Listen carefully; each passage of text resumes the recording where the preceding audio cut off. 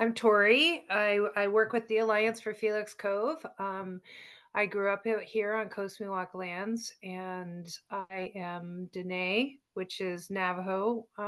My family comes from the Four Corners area, and I'm currently in the home and living in the home that I grew up in.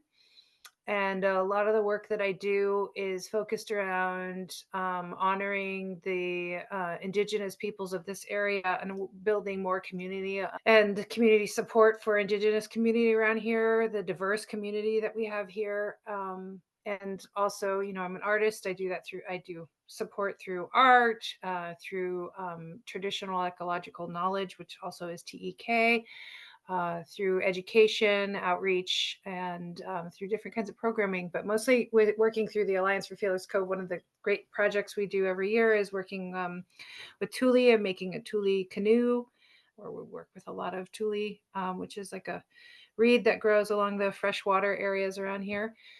And just reconnecting with our Indigenous roots and our heritage, that shared values through this kind of process. So very active in the Native community around here. For myself, I think to stay, one of the things in Dene belief systems is that I believe it's pronounced Hosho, which is like a balance.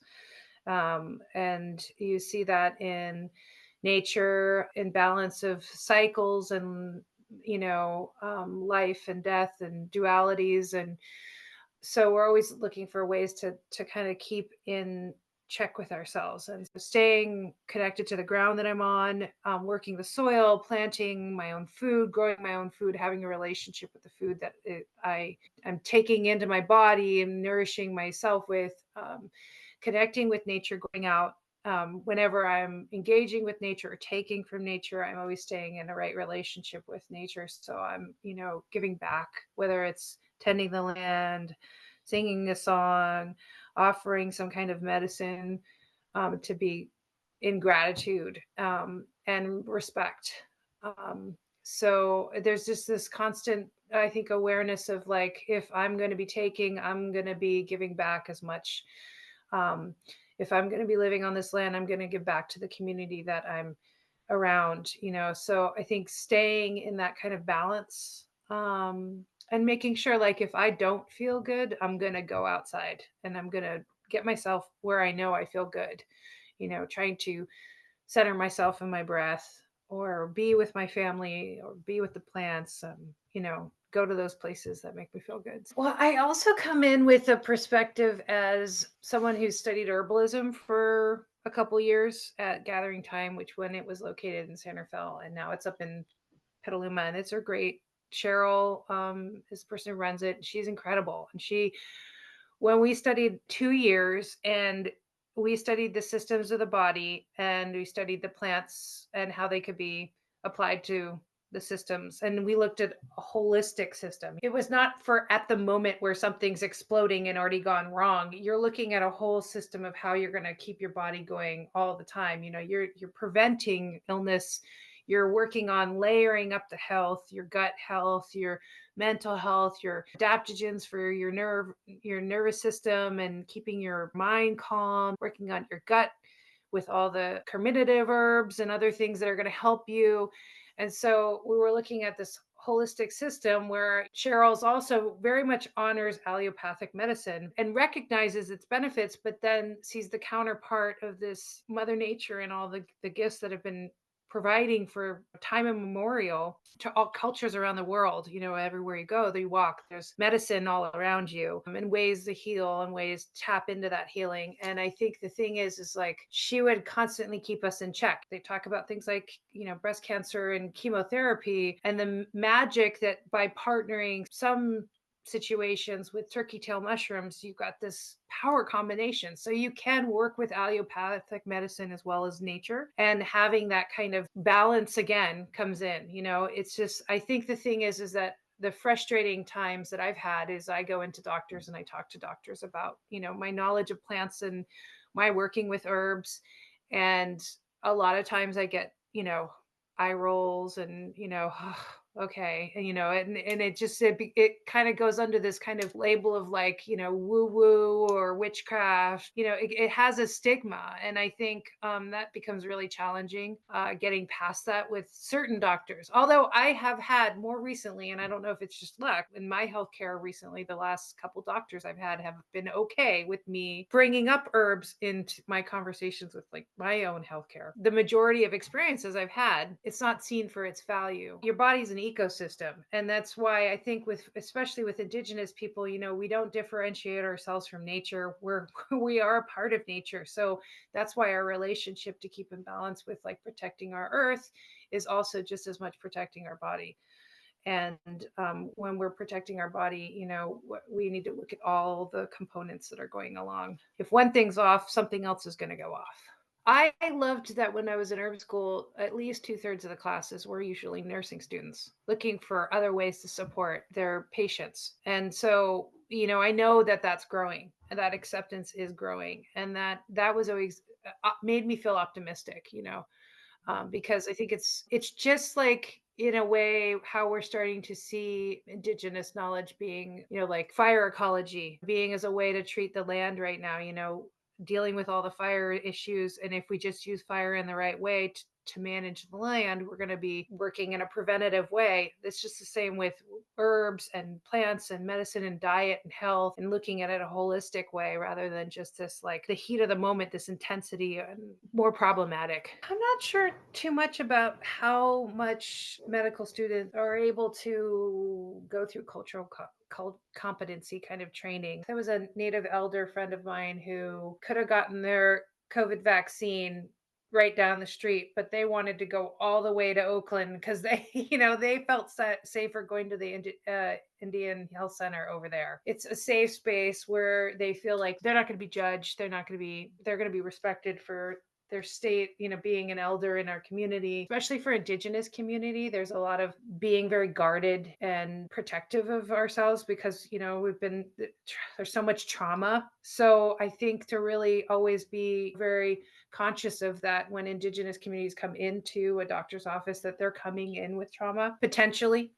I'm not going to say everybody has trauma, but I think the last time we talked about this, I think I told the story about how like I don't fly on the airplanes and like I have grown up in a culture that we don't. I was able to get some medication to help me with it. And I do need medication to help me with flying. I'm not good at flying. My aunt, who is in her 80s, took her first flight to Hawaii. Navajo Dene people generally, like of a certain generation, we don't really fly. Like my generation and older, like there's a lot of elders who've never been on a plane, in their 80s and 70s. And my mom, in my entire lifetime while she was alive, we were only on a plane once. It is a deeply terrifying thing for me. So when I went into the doctor, I'm trying to explain to her, I really need something to just calm me down. Like I need help. I might need to take classes. I don't know what I need. But she was really skeptical of me. And then I was like, you have to understand, I come from a culture, we don't fly. And she goes, oh, it's just from your people. Okay. And she kind of, in a kind of like a little judgmental of a way, really was like, oh, all right. Finally, she just referred me to a doctor who could prescribe me medicines to help me for anxiety with flying, and then talk to them about it. The judgment I kind of felt was not inviting. Anyone coming from any culture is going to come in with their own issues or their own differences or their own traumas, and to really kind of embrace everybody for where they're coming from and like make them feel safe, make them a space, and understand that sometimes there's wisdom to whatever those fears are, whatever that apprehension is. I think a lot of like my mom not flying for most of her life had to do with economic issues. It wasn't something and she also didn't have anywhere she was going because native communities that are really more tied to the reservations aren't people who are very, they tend to stay kind of close to home. They stay very inclusive, stick within the family. There's a lot of staying with close within family ties. That gets into situations where you have urban Indians, suburban Indians, and then you have a reservation Indian. So you have different kinds of native populations that have different experiences and also different knowledge of culture. I just met a person the other day who is a California Indigenous person. He is a teacher in the program I was working with. And I'm bringing cultural programming. I'm teaching Thule projects to these kids that he's working with. And he really had no knowledge of these plants. He has very little knowledge of his culture. He said, I grew up on the reservation, but I don't know any traditions at all. Native people can be native, but really not know anything about their culture too. So we all come in at different levels. And I really think seeing people for just who they are as an individual is really important. On my dad's side, part of my blood is also Salvadorian. When I was traveling down there, there's younger people who didn't live through the Civil War, but there you could see the trauma is still there because all the people, the generation that's raising them has experienced it. I mean, it was just so fresh. It felt really fresh. The rippling out of all that violence that happened was still like literally on the ground around me. I'm seeing bullet casings in places that we were at. You see all that stuff is so fresh, and it's among the community, and it impacts. It just stays, and it comes out in different ways. It's not just indigenous, indigenous too. I like to use indigenous peoples is because the UN elected to use that to refer to Native Americans and indigenous kind of almost bridge that. I think one of the most important things is that right now, and I say this in reflection of the environment, those indigenous people that I'm talking about from all over the globe who've had this land connection really should be elevated in their wisdom, and that respect for that wisdom. It has been coming to light more, but like I really feel like celebrating that more is really important. And that means understanding indigenous foodways, understanding where when you walk out in nature, what plants are around you, because those plants are your allies. And I mean, I work with kids, so I go, I always joke about like, I watch these survivalist programs and people are out in nature and they don't know what happens if you were stuck out in nature, or all the electricity turned off and you didn't have running. Well, where would you go? What would you do?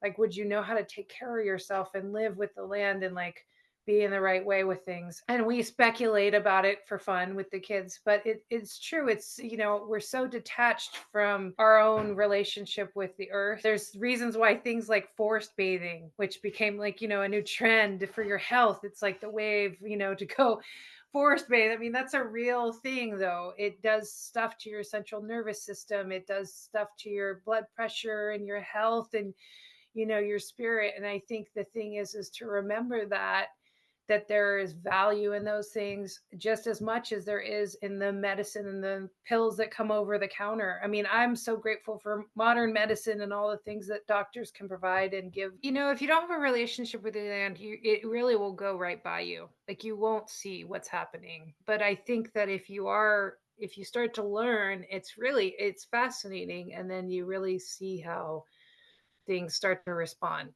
and how, I see response from plants when I just by having a relationship with them, talking to them, knowing them, paying attention to them, watching the way they grow, when they're not thriving, And I tend the land that I live on with my housemate, who's also a permaculture. We both studied permaculture together out at the Regenerative Design Institute in Bolinas, and we pay a lot of attention to the soil health, the plants, everything that's going on. I have a well, so we watch the water, we watch everything going through. So like we're really paying attention. If you have land to steward like that, it's wonderful, but you don't have to have a big plot of land. You know, you can find that without it. I mean, I know I'm privileged to have that, but you can be in an apartment and still find places to go and take care of and have a relationship with.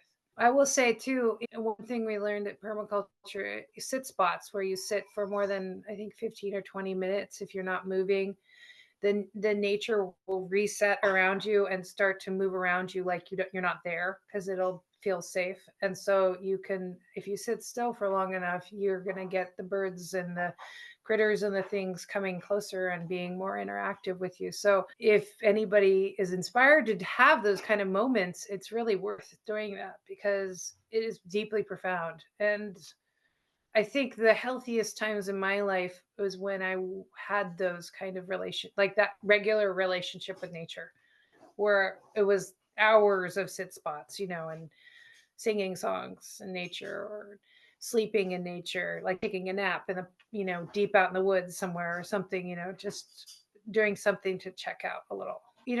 Just to go back to something too, is like the indigenous way of thinking is like, also remember that we all had at some point, whether we're American Indian or from Central America or South America or wherever we're from, Europe, there was indigenous practices wherever.